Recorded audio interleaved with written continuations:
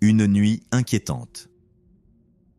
Au début des années 90, nous vivions à Dandry, un petit village au Royaume-Uni. En face de notre maison se trouvait une ancienne église construite au XVe siècle. On y enterrait les criminels en dehors du cimetière, sur lequel notre maison, louée depuis le Xe siècle, était construite. C'était une maison assez grande en forme de L, avec 2 ailes et 2 étages. La maison était à l'origine une boucherie. Pour une raison quelconque, chaque fois qu'il pleuvait, il y avait une odeur de soufre musqué. Nos parents partaient en vacances, alors mon oncle athée est venu nous garder, ma sœur et moi, qui avions 3 et 4 ans à l'époque. Après que mon oncle nous ait couchés, il est allé se détendre dans notre chambre d'amis, située au bout de l'escalier menant à l'aile supérieure où ma sœur et moi partagions une chambre.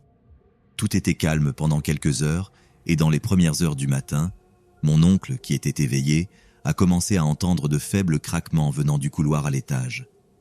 Il n'y a pas pensé, mais après un moment, il a de nouveau entendu ces craquements, cette fois un peu plus fort, et il est monté pour enquêter car il pensait que ma sœur et moi nous étions levés pour aller aux toilettes.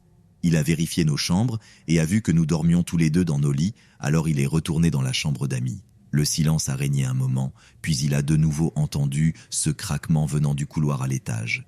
Il s'est levé pour jeter un coup d'œil une deuxième fois et, en montant les escaliers, il a remarqué que le craquement se transformait en pas. Sus pas, qui venaient du couloir de gauche, ont tourné à droite et ont commencé à descendre les escaliers vers lui. Mon oncle s'est appuyé contre la rampe et les pas sont passés à côté de lui, continuant jusqu'au bout du couloir vers notre salon où se trouvaient la cheminée et la boucherie, lorsqu'on a ajouté la deuxième aile plus tard. Il a commencé à paniquer et a allumé toutes les lumières du bas.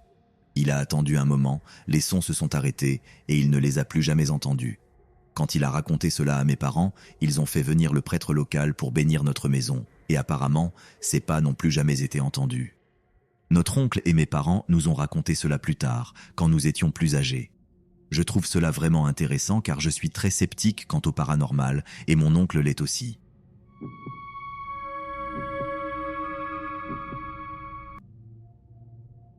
Les Palans de Londres. Je me suis installé à Londres depuis ma ville natale et à ce moment-là, j'ai vécu quelques expériences paranormales. Je me suis installé dans ma première maison partagée, indépendamment de mon oncle qui m'avait hébergé lors de mon arrivée dans cette grande ville. L'immeuble était en briques rouges modernes et situé dans un quartier agréable du nord de Londres. La première chose étrange qui s'est produite, c'est que mon colocataire sud-africain m'a demandé une nuit pourquoi je marchais si lentement pour aller aux toilettes. Il disait que mes pas étaient très lents et voulait savoir en plaisantant si j'étais somnambule. Je savais pertinemment que je n'étais pas allé aux toilettes. Je l'ai simplement ignoré. Le plus drôle, c'est que j'ai entendu des pas lents et étranges sur les planches du sol à différents moments, mais je n'y ai pas trop réfléchi. Quelques semaines plus tard, quelque chose d'étrange s'est de nouveau produit. J'avais cette petite lampe, comme ces tubes en métal avec des lumières en haut. Elle était petite mais jolie, une lampe de lecture plus décorative que fonctionnelle. Ce qui est sûr, c'est que pour l'éteindre, il fallait appuyer sur l'interrupteur du câble électrique. Je me souviens m'être réveillé un matin et avoir catégoriquement éteint la lampe avant de m'endormir. J'ai une excellente mémoire, et au réveil, la lampe était allumée. Je n'avais ni bu ni mangé avant, mais le plus fou est arrivé quelques mois plus tard. Je suis rentré tard un dimanche soir d'un week-end en Europe avec mes amis. Je suis rentré à la maison, j'ai allumé la télévision, je me suis assise par terre et me suis reposé dos contre le canapé. J'ai alors décidé d'ouvrir une canette de bière et de regarder la télévision. Mais ce qui s'est passé ensuite était fou.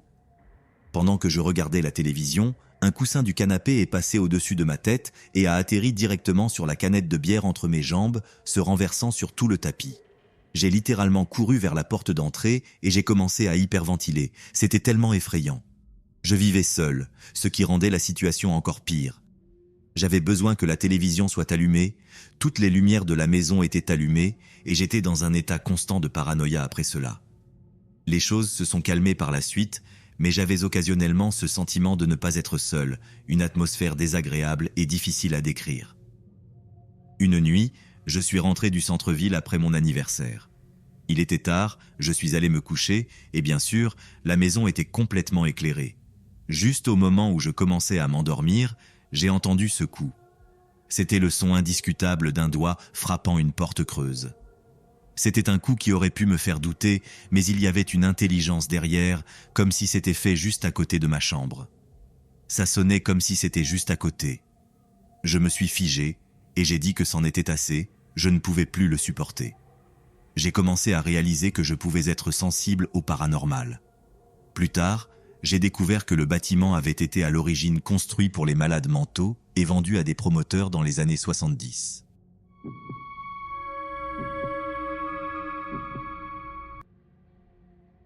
Les souvenirs de mon enfance. J'ai 37 ans, je suis une femme.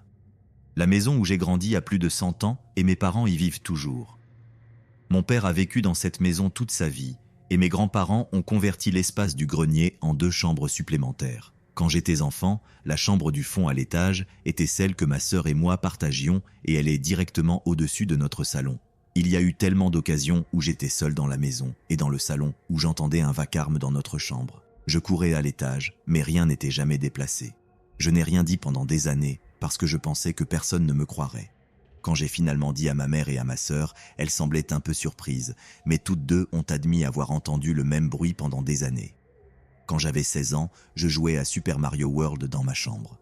J'étais face à la fenêtre, dos au reste de la pièce. Lorsque vous commencez un niveau dans le jeu, l'écran devient noir pendant peut-être 1 ou 2 secondes. Pendant ce temps, j'ai vu le reflet d'un homme debout derrière moi. Pensant que c'était mon père, je me suis retourné pour lui demander comment il avait réussi à monter les escaliers en silence, alors qu'il grinçait toujours comme des fous, mais il n'y avait personne. J'ai redémarré la console encore et encore, mais l'homme n'était plus là. J'ai raconté à mon père ce que j'avais vu, et il avait l'air un peu effrayé avant de me dire que je venais de décrire son père, qui était mort avant ma naissance. Après cela, j'ai refusé de reconnaître que nous avions eu cette conversation, et je croyais que je voyais simplement des choses. Le dernier grand événement s'est produit quand j'avais 17 ans. C'était avant que la maison n'ait l'air conditionné central, donc les étés se passaient avec les fenêtres ouvertes pour faire circuler l'air. J'avais la porte d'entrée ouverte, mais il n'y avait pas de brise ce jour-là. Je jouais sur un ordinateur quand la porte d'entrée s'est fermée et verrouillée. Une porte de 100 ans doit être fermée d'une manière très spécifique et je suis resté paralysé lorsque j'ai entendu des pas venant du couloir, passant devant la porte d'entrée et entrant dans la cuisine. Quand les pas sont passés à côté de moi, j'ai entendu le son d'une femme fredonnant. À ce jour, je suis toujours effrayé quand je suis seul dans cette maison, même si je sais qu'il n'y a probablement rien de malveillant là-bas.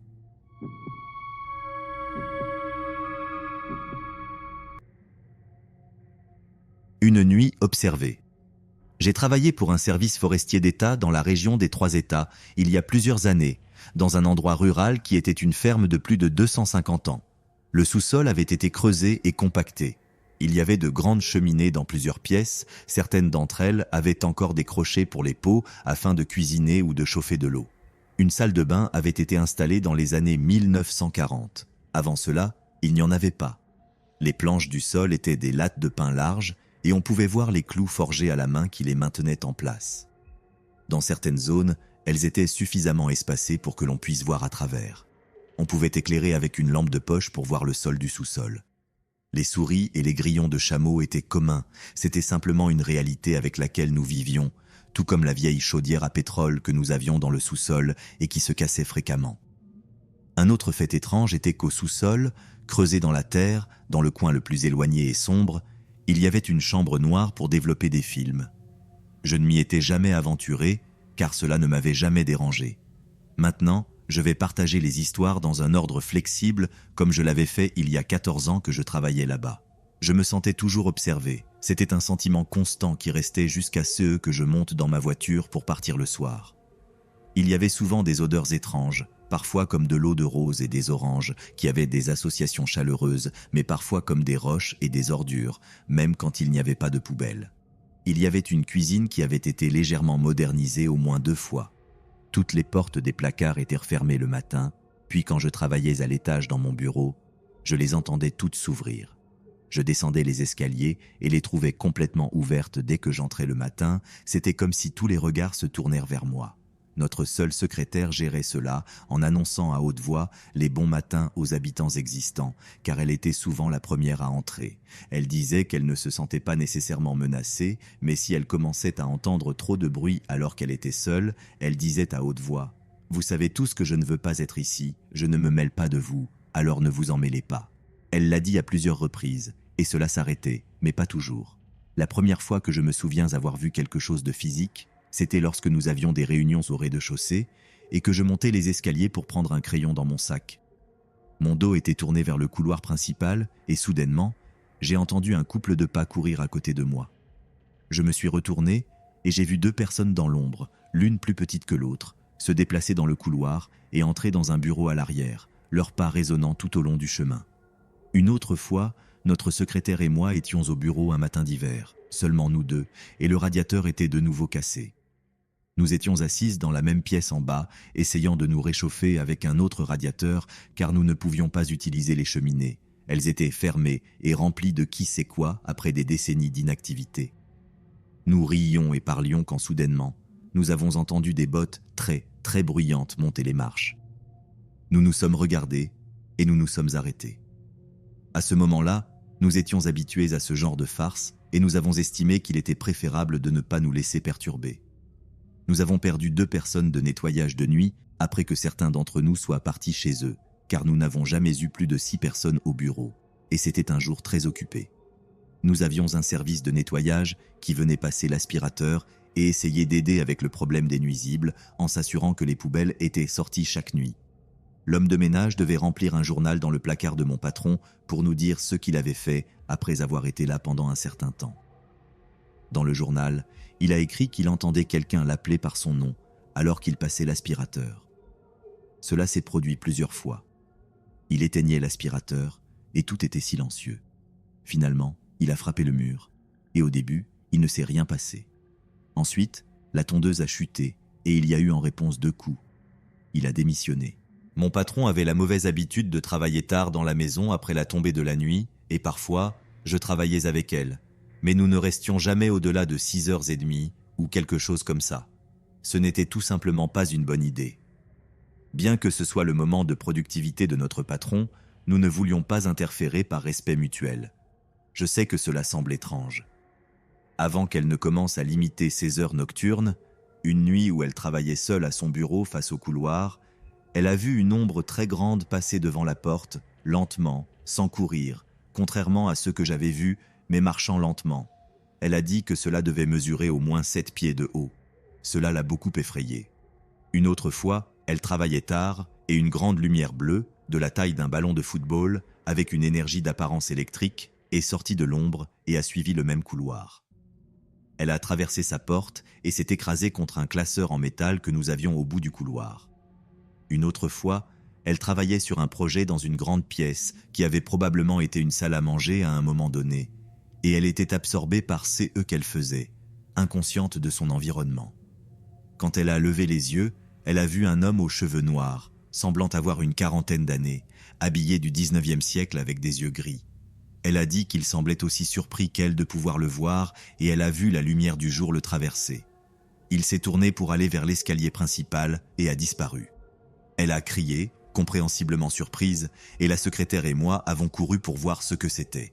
Aucun de nous ne l'a revu, bien que nous lui ayons donné un nom basé sur ce que nous savions de l'histoire de la maison. Rétrospectivement, je ne suis pas sûr que le nom soit correct, mais nous avons essayé d'être respectueux.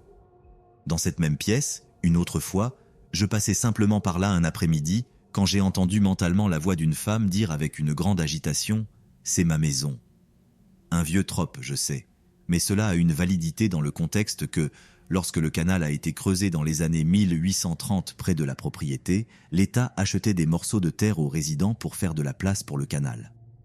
Plus tard, dans les années 1960, l'État a commencé à acheter de grandes étendues de terre pour les préserver comme parc d'État. Une parcelle de terrain se trouve là où se trouve cette maison. J'ai commencé à laisser un enregistreur allumé pendant la nuit dans différentes parties de la maison. Et il y avait 2 pièces où j'ai enregistré plus de sons. L'une était dans la section la plus ancienne de la maison, qui avait été une salle familiale, et l'autre était les chambres de service à l'étage, l'une d'elles étant mon bureau. Je dois noter que cette maison est située dans une zone très rurale. Il y a un canal à proximité, maintenant utilisé uniquement pour le kayak et la pêche récréative, ainsi qu'une série de sentiers de randonnée et d'équitation. Mais il n'y avait aucun bruit de ville, pas de bruit de voisins. Quand j'ai laissé l'enregistreur en bas dans la salle familiale à plusieurs reprises, j'ai capturé une belle musique de piano. Cela ressemblait à de la musique classique, faible mais clairement audible. Nous avons également ressenti l'arôme de pain frais dans cette pièce, sans raison apparente, à plusieurs reprises. Les autres sons, beaucoup moins heureux, étaient ceux d'une voix rauque d'homme et le son d'au moins 2 enfants pleurant. Je n'ai jamais pu comprendre ce que disait l'homme, et je devinais ce que disaient les enfants, mais cela ressemblait toujours à des appels à leur maman. C'est le souvenir le plus troublant que j'ai. Personne n'aime penser que des enfants ont souffert. J'ai commencé à aller aux archives locales de la municipalité et à faire un peu de recherche, ce qui a été une grande expérience que je recommande vivement. J'ai étudié les actes et les testaments associés aux différentes personnes qui auraient possédé la maison au fil des générations. La plupart étaient manuscrits et mentionnaient la chaîne comme une longueur de mesure et les marqueurs de pierre autour de la propriété. J'ai découvert les noms de la famille la plus récente qui a vécu dans la maison en 1967, qui la louait alors à l'État. Une famille en particulier avait été sur la propriété pendant près de 100 ans, et j'ai eu l'occasion de trouver un parent vivant. Je l'ai fait, et je l'ai contactée par email pour lui demander si elle voulait visiter la maison, ce qu'elle a accepté. Elle avait plus de 80 ans, mais était une cousine de la famille qui vivait encore dans la maison dans les années 1930 et la visitait souvent lorsqu'elle était enfant. Son esprit était clair, et je lui ai demandé si la salle familiale était là où ils installaient un sapin de Noël, ce qu'elle a confirmé.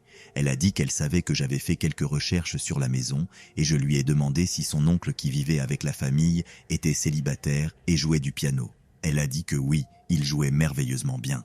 Il était jeune dans les années 1930 et je ne voulais pas la déranger ou l'effrayer avec les détails de CE qui se passaient dans la maison. J'ai simplement traité cela comme un événement nostalgique pour elle.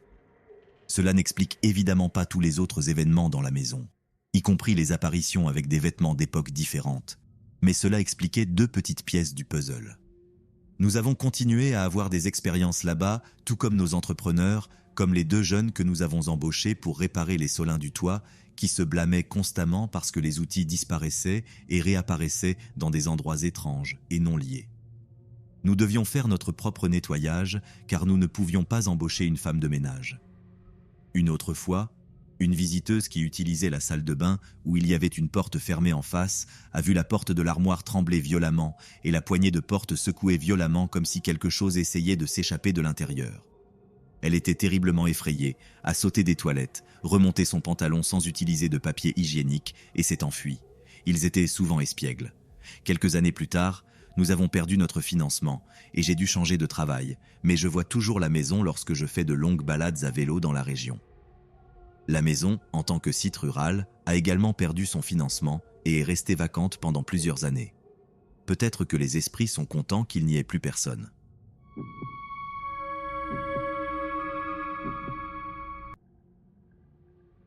La 4e ombre. Quand nous étions plus jeunes, ma meilleure amie Kaya, une autre fille appelée Summer et moi, passions du temps ensemble. La maison de Summer était l'une des constructions originales de la ville, datant d'environ 1830. J'ai toujours aimé la chambre de sa mère avec son immense lit et ses hauts plafonds décorés de valises anciennes. Nous étions des filles d'environ 10 ans. La nuit où, après avoir fini de regarder un film dans cette chambre, nous avons commencé à sauter sur le lit comme de petites hooligans. 1 minute plus tard, nous avons réalisé que nous étions 4 sur le lit. Nous nous sommes arrêtés immédiatement et avons vu une ombre sortir en courant par la porte. Nous n'avons pas remis les pieds dans cette chambre jusqu'à ce que nous soyons en 3e. Une nuit, après un concert, nous sommes retournés chez Summer. Elle avait plusieurs miroirs placés à des angles stratégiques dans toute la pièce, permettant de voir partout sans se déplacer. Elle a expliqué que c'était parce que sa maison était hantée. Cette nuit-là, alors que nous étions couchés en regardant la télévision, nous avons vu dans le miroir la lumière du placard s'allumer et la porte s'ouvrir lentement, révélant la grande ombre noire d'un homme. En nous retournant, il n'y avait rien dans le placard, mais l'ombre se reflétait toujours dans le miroir. Quelques mois plus tard, en été, j'ai séché l'école avec Summer et un autre ami que nous n'avions jamais invité en dehors de l'école. En approchant de la maison de Summer, notre ami a demandé si celui qui se trouvait à la fenêtre était son frère. Nous avons regardé vers la fenêtre de sa chambre et avons vu la même ombre sombre. Nous sommes entrés et avons confirmé qu'il n'y avait personne à la maison. Summer était visiblement perturbée et effrayée. Elle a demandé à sa mère à propos des ombres.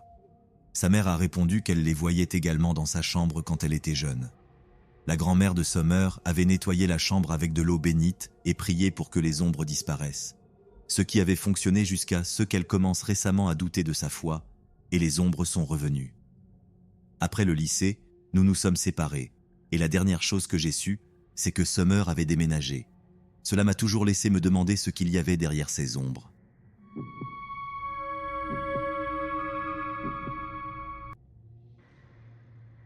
La maison de mes ancêtres. Cette maison a été construite au milieu du 19e siècle et appartient à ma famille depuis que mes arrière-grands-parents l'ont construite de leurs propres mains lorsqu'ils ont déménagé d'Italie en Uruguay. C'est un bloc complet, donc assez grand. La maison servait à de nombreuses choses. Un cinéma, 2 églises, un bar, un centre d'avortement clandestin et beaucoup d'autres histoires. Malheureusement, beaucoup de gens sont morts ici. Certains assassinés, certains de causes naturelles, d'autres ont choisi de se suicider. Les anciens propriétaires, amis de la famille, ont dit que les dernières nuits qu'ils ont passées là étaient presque insupportables. Les portes et les fenêtres s'ouvraient et se fermaient toutes seules si vite qu'ils devaient repartir aussi vite que possible. Les voisins nous ont toujours dit qu'ils entendaient les pleurs des bébés dans le patio où les fœtus étaient enterrés. Les cousins de ma mère avaient souvent vu des gens dans le miroir de la salle de bain. Des odeurs apparaissaient de nulle part.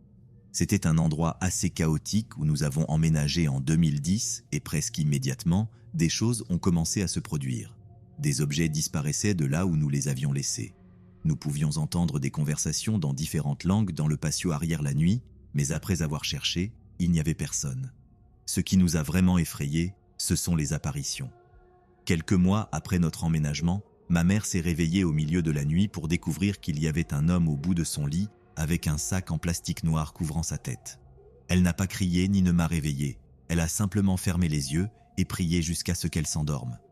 Cela est devenu normal pour nous.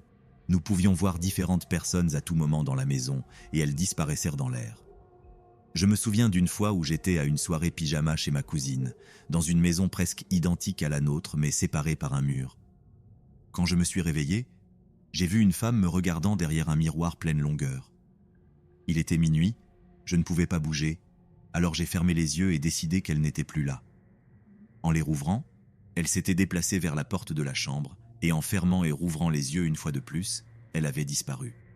Une fois, nous avons découvert une photo chez ma cousine qui semblait être celle d'un bébé d'une autre époque, à en juger par ses vêtements. Après avoir contacté un médium, il nous a dit que 6 présences différentes vivaient dans la maison avec nous. Je pourrais raconter plus d'histoires de ceux qui s'est passé là-bas depuis, mais je n'aime pas vivre en sachant qu'elles ne partiront jamais et que c'était leur premier foyer. Nous nous sentions comme des intrus. J'ai eu une petite expérience avant de connaître mon mari, mais depuis, en étant avec lui, j'en ai eu beaucoup trop pour les compter. Nous avons dû déménager dans une nouvelle maison et la première nuit a été le début de tout. Mon mari est un aimant ambulant pour le paranormal et a eu un rêve fou sur la maison. Dans son rêve, il a dit que nous étions au lit en train de regarder la télévision et quand il a regardé vers le couloir, il a vu une dame debout à la fin du couloir. À ce moment-là, elle a commencé à crier et à courir vers nous à toute vitesse. Une empreinte de son visage s'est brûlée sur le mur et dès qu'elle est arrivée, il s'est réveillé en hurlant physiquement. Après cette nuit, les choses ont commencé à devenir étranges. Nous entendions des gens chuchoter, nous voyions des ombres du coin de l'œil et nous avions même la sensation la plus répugnante en marchant n'importe où dans la maison. Cela en est venu au point où nous campions tous dans le salon et avant que la nuit ne tombe, nous prenions tout ce dont nous avions besoin pour passer la nuit et personne ne voulait entrer dans la chambre jusqu'au matin car pour une raison quelconque, rien de normal ne se passait dans cette chambre. Nous nous asseyions et regardions des ombres, fixant celles dans le coin pendant toute la nuit et écoutions les chuchotements jusqu'à ce que nous nous endormions. Quelques semaines après avoir emménagé, mon mari sortait le chien et avait laissé la porte ouverte. En se retournant pour entrer, il a vu ce qu'il ne pouvait que décrire comme l'homme au chapeau haut de forme debout dans l'embrasure de la porte, se retournant pour marcher dans la maison.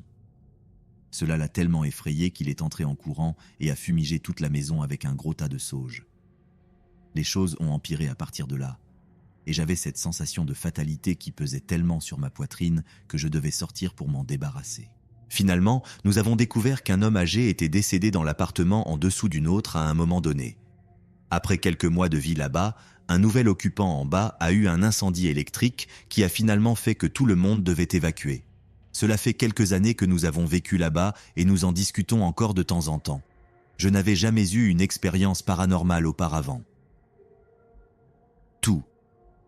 Ce que je savais sur les fantômes ou quoi que ce soit de paranormal était ce que n'importe quel adolescent typique de 16 ans aurait su par les films. Ma famille ou mes amis n'avaient jamais parlé de quoi que ce soit du genre, et en tant que tel, quelque chose de paranormal était vraiment la dernière chose à laquelle je pensais.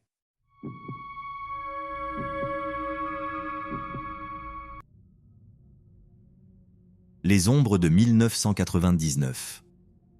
En 1999, j'avais 16 ans et je travaillais dans une chaîne de restauration rapide mondiale les week-ends pendant que j'étais à l'école. C'était un dimanche. Je me réveillais et, comme toujours, la première chose que je faisais était d'allumer la radio. Souvenez-vous, c'était dans les années 90, pour arriver à ta station préférée, tu devais régler le cadran pour syntoniser la fréquence FM de la station de radio souhaitée. La mienne était toujours sur FM Midland Radio 103. Je me lève, j'allume la radio, je m'habille et descends les escaliers, me préparant pour mon service de 11 heures que je connaissais depuis la veille au soir. Ma mère, mon père et ma sœur de 11 ans allaient sortir de la ville pour la journée. Alors, quand je suis descendu pour le petit déjeuner, la maison était vide. Tout allait bien et je suis parti travailler. J'ai travaillé un service complet et je suis rentré chez moi vers 18 heures. Je m'attendais à trouver ma famille, mais la maison était toujours vide. J'ai couru à l'étage, désespéré de changer mes vêtements et de prendre une douche. Dès que je suis entré dans ma chambre, j'ai commencé ma routine d'allumer la radio. Et dès que je l'ai allumée, au lieu de Midland 103, j'ai obtenu une fréquence erronée. J'ai pensé que c'était un peu étrange et je l'ai simplement ajustée en arrière, supposant que ma sœur Chloé l'avait fait, car elle était généralement très espiègle. Je n'y ai plus pensé. Environ une demi-heure plus tard, la porte s'est ouverte et j'ai entendu Chloé parler en bas avec quelqu'un au téléphone. Je n'avais vraiment pas envie de descendre, puis j'ai entendu la porte s'ouvrir à nouveau et mes parents sont arrivés. Étrange, ai-je pensé. Quand je suis descendu, j'ai regardé autour de moi et demandé où était Chloé. Mes parents m'ont dit qu'ils l'avaient laissée chez une amie avant de rentrer à la maison. Je les ai regardés avec incrédulité et leur ai dit que c'était impossible. Je l'avais entendue arriver environ 5 minutes avant eux. Ils m'ont regardé perplexe, sans savoir quoi dire. J'ai commencé à insister en leur disant qu'elle était là, et c'est là que mon sang s'est glacé. Les regards sur leur visage ont confirmé qu'ils disaient la vérité. Je ne suis pas sûr de ce que j'ai entendu, mais j'aimerais que mon histoire s'arrête là. Ce n'est que le début. Après cela, dans les semaines suivantes, j'ai commencé à remarquer des ombres dans ma chambre qui n'étaient projetées par rien. Ce n'étaient que des ombres rapides et brèves du coin de l'œil. Je laissais seulement 2 ou 3 pouces de mes rideaux ouverts. Il y avait donc peu de marge pour que quoi que ce soit se reflète de l'extérieur et projette des ombres sur mon mur. Il n'y avait vraiment rien dehors qui aurait pu en créer. C'était un jardin arrière sombre avec des arbres et j'étais au premier étage. Pour rationaliser, je me suis convaincu que ce n'était rien. Je jouais avec les ombres, mais elles persistaient nuit après nuit. En plus de cela, lorsque je me trouvais dans ce que j'appelais le point médian, c'est-à-dire le moment entre être éveillé et s'endormir, j'avais cette sensation de vibration, comme une secousse qui m'empêchait de m'endormir. Cela a continué pendant des semaines, et je ne peux pas vous dire combien de nuits sans sommeil j'ai eu. Cela a continué à augmenter et à augmenter, augmentant mon anxiété et mes doutes sur ma santé mentale. Cela devenait malsain. J'ai essayé de me confier à ma mère, qui pensait que j'étais malade ou drogué, mais cela a empiré une nuit. Il n'y avait ni télévision ni ombre. Je me suis tourné sur mon côté gauche et elle était là. Elle ressemblait à un hologramme vert pâle. Je pouvais voir le contour du corps d'une femme avec des mains et des doigts longs. Je pouvais voir à travers l'apparition. Elle était creuse et verte transparente. J'étais tellement effrayé que je ne pouvais pas lever la tête. J'ai regardé au-dessus de ses mains, j'ai mis l'oreiller sur ma tête et j'ai récité au moins 30 Notre Père sans m'arrêter, me convainquant que ce n'était pas réel. Ce qui était incroyable, c'est qu'après cette nuit, c'était comme si l'atmosphère avait changé. Je n'ai jamais rien vu ni ressenti de nouveau et la chambre s'est sentie bien mieux après cela. Nous avons emménagé dans la maison en 96 et la maison a été construite dans les années 50 par une certaine Madame Slater qui a formé une famille bien avant que nous y arrivions. Elle s'est excusée, mais elle était très empathique à ce sujet, ce qui m'a surpris. Quand je lui ai demandé pourquoi elle était si compréhensive, elle a admis qu'une nuit, dans ma chambre, un cendrier avait volé de l'étagère, s'était écrasé contre un mur, et puis, en levant un couvercle en plastique d'un radiateur, le thermostat avait volé tout seul vers elle.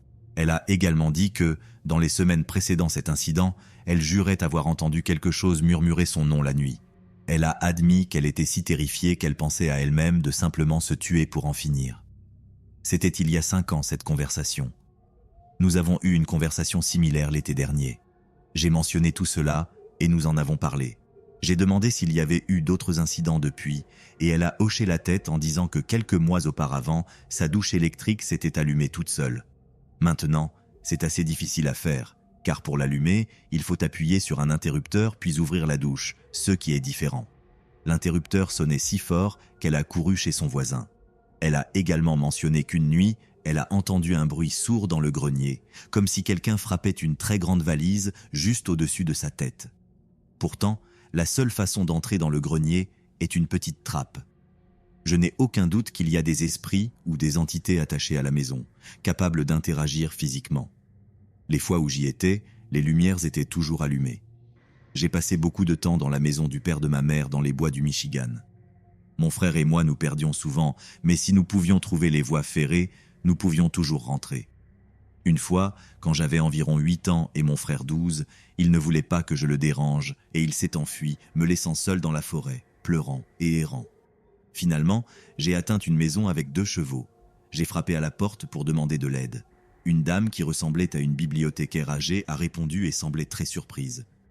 Je lui ai raconté mon histoire et elle m'a aidé à traverser les voies ferrées et à retrouver le chemin de ma maison. Quand je suis rentré chez moi, mon frère était déjà là et tout le monde était dehors, prêt à partir à ma recherche. Ma grand-mère avait préparé le dîner et nous sommes tous entrés pour manger. J'ai dit à ma grand-mère que je voulais faire des cookies pour la dame qui m'avait aidé. Elle pensait que c'était l'une des voisines, jusqu'à ce que je lui dise que la dame avait 2 beaux chevaux. Apparemment, aucun des voisins n'avait de chevaux, et quand j'ai dit que sa maison était de l'autre côté des voies ferrées, ma grand-mère a dit que tout était de la forêt dense et qu'il n'y avait des maisons que de ce côté des voies. J'étais inflexible sur l'endroit où j'avais vu la dame et sa maison. Le lendemain, ma grand-mère a préparé un panier de pique-nique et nous avons entrepris de retrouver la maison. C'était une longue marche, mais nous sommes arrivés à l'endroit. Cependant, il n'y avait ni maison ni chevaux. La seule chose à cet endroit était mon chapeau que j'avais perdu en errant avant de trouver la maison de la dame. Nous avons tout de même eu notre pique-nique. Je ne suis pas sûr de ce que j'ai vu ce jour-là. Peut-être était-ce un fantôme.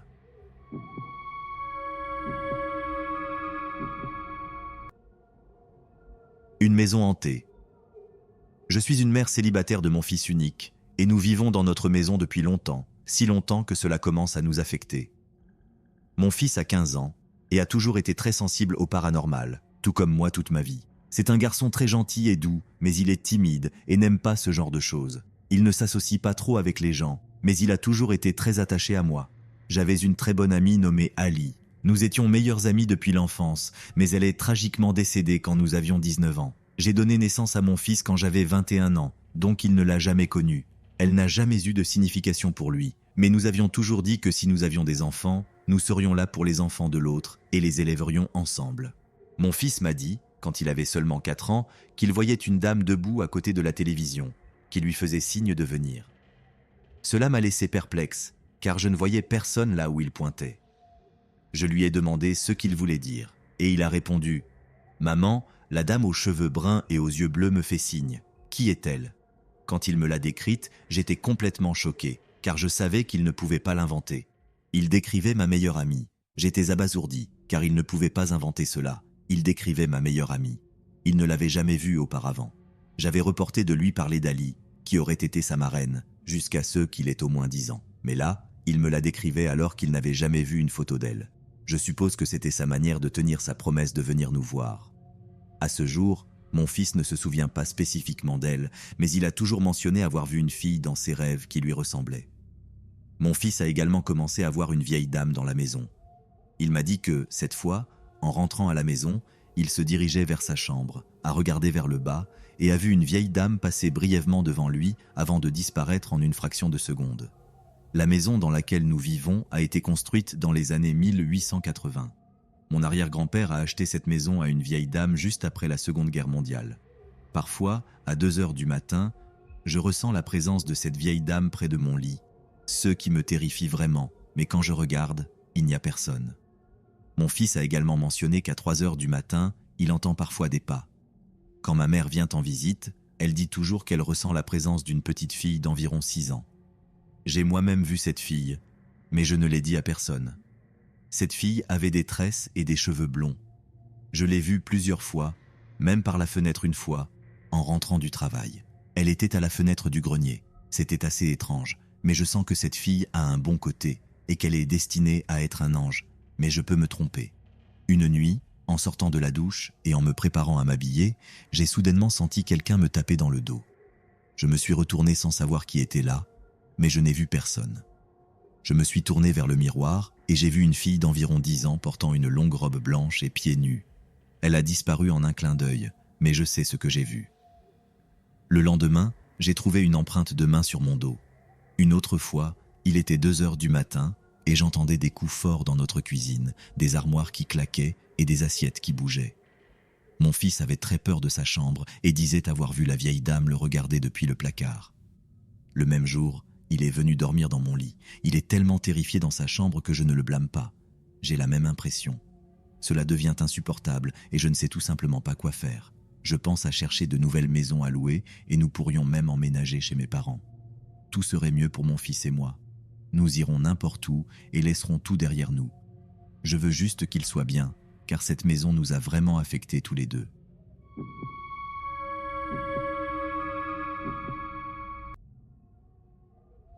Le chien inquiet et les bruits inexpliqués. Personnellement, je ne crois pas aux fantômes. Cependant, l'autre nuit, j'étais dans ma chambre lorsque mon chien a commencé à aboyer de manière aléatoire en bas, ce qu'il ne fait normalement pas. Je suis monté jusqu'en haut des escaliers pour voir comment il allait et il me regardait avec son jouet, remuant la queue comme s'il voulait jouer. Normalement, il se comporte très bien, donc ce comportement était très étrange pour lui, surtout à 11 heures du soir. Seulement 20 à 30 minutes plus tard, pendant le reste de la nuit, j'ai entendu des bruits constants, des coups, des grattements, des objets qui bougeaient, et à un moment donné, j'ai très clairement entendu une porte s'ouvrir avec un grincement. Je n'ai pas pu identifier quelle porte c'était, mais on aurait dit que quelqu'un fouillait à l'étage. Le matin, j'ai vérifié et rien ne manquait ni n'avait bougé. La nuit dernière, j'ai de nouveau entendu des bruits, mais ils n'étaient pas trop alarmants, alors je les ai ignorés. Cependant, lorsque je suis allé aux toilettes, j'ai pu entendre très clairement quelqu'un s'asseoir sur la chaise de mon bureau, car elle fait un bruit fort lorsque quelqu'un s'assoit ou se déplace dessus. C'était indéniable, et cela venait directement de ma chambre. Honnêtement, j'étais trop effrayé pour sortir des toilettes, mais peut-être que ce n'était rien. Je ne sais pas. J'ai ce sentiment sinistre que ma maison pourrait être hantée.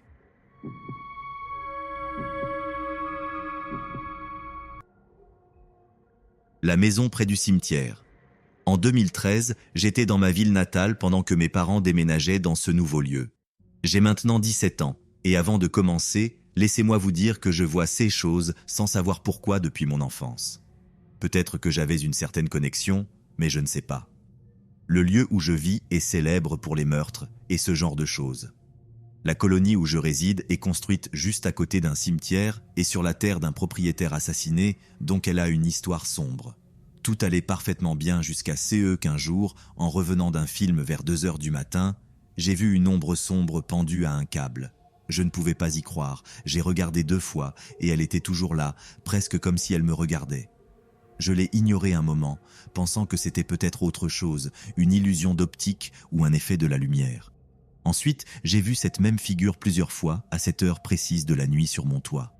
J'étais effrayé, mais j'étais déjà habitué, donc je n'y ai pas prêté attention et je n'en ai pas parlé à ma mère. Je sortais la nuit, parlant avec des amis, je n'étais jamais seul. Je ne savais même pas si cela existait vraiment. Peut-être qu'ils me regardaient même. Jusqu'à ce qu'un jour, j'entende ces bruits, des pas courant sur le toit au-dessus de ma chambre, comme si quelqu'un courait au-dessus de notre maison. Je les ai entendus constamment pendant des heures, ce qui n'est même pas humainement possible. Je les ai ignorés, puis ma mère s'est également rendue compte que quelqu'un courait et frappait constamment sur le toit. Le lendemain, elle a demandé à notre domestique ce qui se passait. et elle a dit que nous n'étions pas les seuls à vivre cela. Quiconque vivait au dernier étage l'avait expérimenté jusqu'à ce jour, et qu'il y avait un esprit qui courait toutes les nuits pendant des heures. Les gens ne le croyaient pas, mais un membre de la famille avait quitté cette maison à cause de cela. J'ai eu des frissons en apprenant cela, et jusqu'à ce jour, même la nuit dernière, j'ai entendu des pas courir très fort et rapidement sur le toit ou frapper quelque chose sur le sol. Tout était supportable jusqu'à ce qu'ils frappent à la fenêtre à minuit. Ils ne m'ont jamais fait de mal, ni à moi ni à personne. Jusqu'à présent, tout allait bien, je suppose. Alors, nous avons déménagé dans une nouvelle maison de location. Nous venions de transférer la plupart de nos affaires dans la maison, mais nous ne les avions pas encore déballées, et la plupart de nos affaires étaient encore dans la chambre principale au rez-de-chaussée. Ma mère voulait visiter le parc voisin et a emmené mon frère et mes 2 sœurs avec elle. J'ai décidé de rester à la maison et d'aider mon père à déballer. Nous avions une chatte qui avait donné naissance à 6 chatons, ainsi qu'un chien. Pendant que nous déballions, le chien s'était caché sous le canapé, ce qui était un peu étrange, mais nous avons pensé qu'il était peut-être juste effrayé, car il semblait être dans un nouvel endroit. Mais ensuite, les chatons ont commencé à siffler et à hérisser leurs poils, apparemment sans raison, puis nous avons entendu un bruit étrange venant de l'étage, qui s'est avéré être la direction dans laquelle les chatons regardaient lorsqu'ils ont commencé à siffler. Mon père a immédiatement pensé qu'il y avait peut-être un squatteur ou un intrus. Il a attrapé une batte et m'a dit de rester là. Peu de temps après, il est redescendu et était blanc comme un linge. Il m'a dit de venir avec lui et dans l'une des chambres à l'étage, il m'a montré une vieille chaise en bois. Ce qui n'était pas inhabituel, mais ce qu'il était, c'était que la chaise avait un cercle parfait usé dans le bois, comme si elle avait tourné sur un pied et usé le bois. Il y avait encore de la sueur fraîche dans la rainure. Il m'a dit que lorsqu'il est entré, la chaise bougeait toute seule et s'était arrêtée dès qu'il avait ouvert la porte. Beaucoup d'autres choses étranges se sont produites après cela. Parfois, des photos tombèrent du mur, nous entendions des gens parler doucement dans le couloir la nuit ou des coups aléatoires sur le mur. Nous avons déménagé après seulement 1 an, car tout cela était trop effrayant.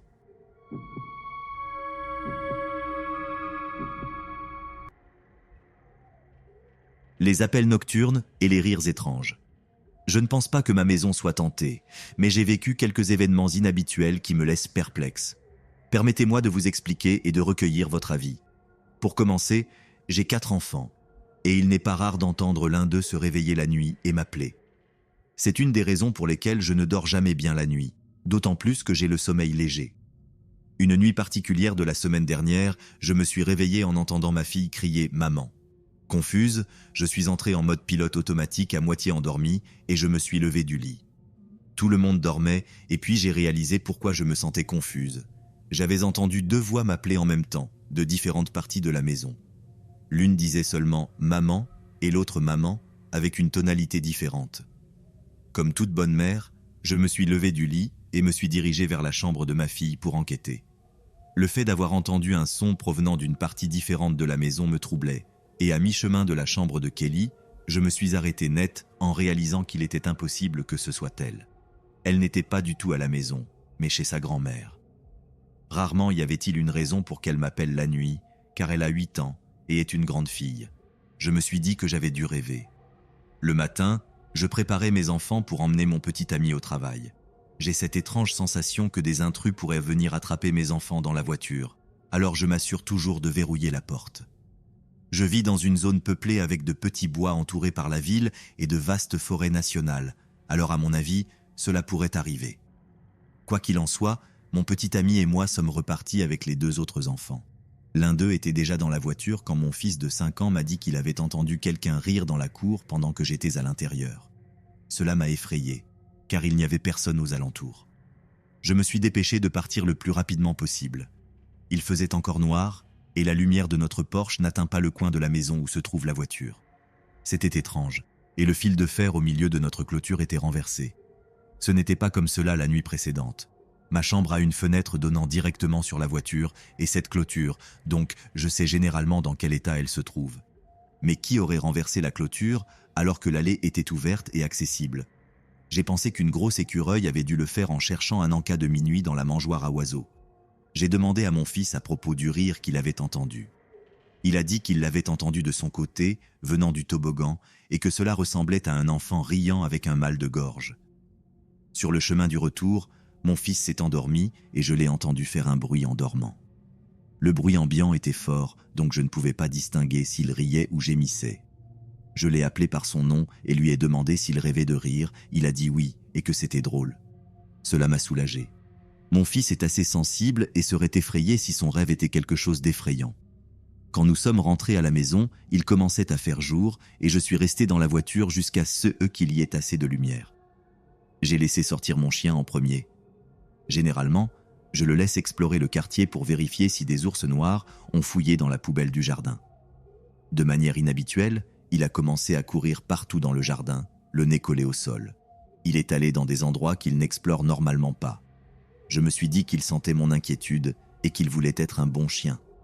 Rien ne s'est passé avant ou après cela, mais ces événements apparemment sans rapport m'ont laissé un étrange sentiment et je me demande ce que vous en pensez. Cette histoire s'est passée il y a 3 ans, lorsque j'avais 15 ans, dans mon village. Mon village est situé dans une zone rurale protégée par le gouvernement, car il a été considéré comme un paradis naturel depuis les 30 dernières années. Cela signifie que l'exploration dans la région est assez difficile de nos jours, car il est interdit de couper des arbres et c'est une forêt immense. J'ai passé l'été là-bas et ce que j'aimais le plus faire, c'était de la randonnée. Cependant, je n'allais jamais seul dans la forêt, je parcourais toujours les sentiers avec des gens. Ma grand-mère m'a dit que le service forestier était venu et avait ouvert un vieux chemin couvert de buissons et d'arbres pendant les 30 dernières années, en vue d'une course qui se préparait. Normalement, j'allais au village le plus proche, à 1 heure de marche, et le seul chemin que je connaissais était par la route. Mais au retour, j'ai décidé d'essayer le nouveau chemin. Sortir de la première partie du chemin était la plus facile. Il y avait beaucoup d'obstacles et d'éboulis, mais rien comparé au reste.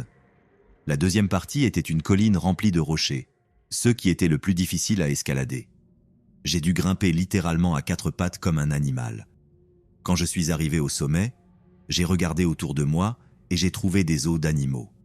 Je n'y ai pas prêté attention, car la région est connue pour sa grande population de loups et d'ours.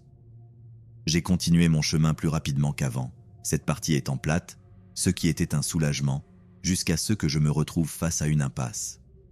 Un énorme arbre était tombé en travers du chemin, et il allait être très difficile de le franchir. Cela m'a paru très étrange, car il n'y avait pas d'autres arbres tombés à part ceux-là. Il y avait une petite grange au milieu de la forêt. Je me suis dit que c'était probablement abandonné. J'ai donc jeté mon sac dans le petit champ appartenant à la grange et j'ai franchi la clôture en courant, sans me rendre compte de la chose la plus étrange. Le champ n'avait pas d'arbres, il était dégagé, il n'y avait ni buissons, ni grandes plantes, rien. Cela ne devrait pas être ainsi si c'était abandonné.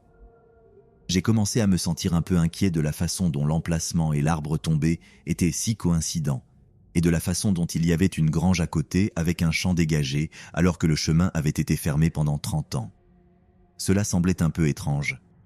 J'ai continué et heureusement, j'arrivais à la dernière colline que ma grand-mère avait décrite, celle qui se connectait au village. Soudainement, la forêt est devenue silencieuse, ce qui m'a permis d'entendre des branches craquer derrière moi. J'ai pensé que ça devait être un oiseau, mais ça se rapprochait. Puis, ça ressemblait à des pas. Après avoir essayé de me convaincre que c'était sûrement juste un animal, j'ai commencé à marcher plus vite, et les pas ont commencé à accélérer aussi. J'ai commencé à courir, et après avoir remarqué que les pas faisaient de même, je courais pour sauver ma vie à ce moment-là. J'ai commencé à entendre des grognements incroyablement forts. Tout se passait très vite. Heureusement, je suis arrivé à mon village en environ 1 minute après cela. J'ai couru dans la cour de la première maison que j'ai trouvée et j'ai fermé la porte. C'était la maison d'un parent, et je suis resté là pendant 10 minutes jusqu'à ce que je reprenne mon souffle et que je rentre simplement chez moi. Cela me donne des frissons rien que de me souvenir de cet endroit sans signal au milieu de nulle part. Les grognements me font penser que quelqu'un me suivait depuis la grange. Je n'ai plus jamais été seul dans la forêt après cela.